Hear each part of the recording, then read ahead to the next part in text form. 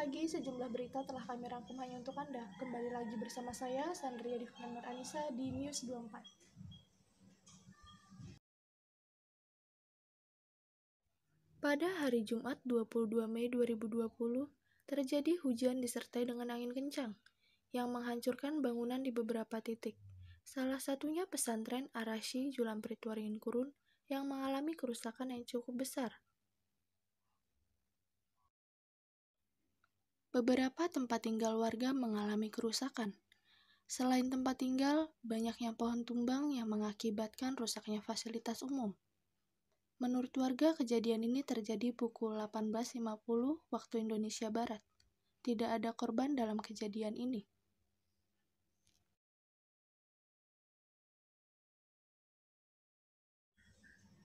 Berita tadi menutup perjumpaan kita kali ini.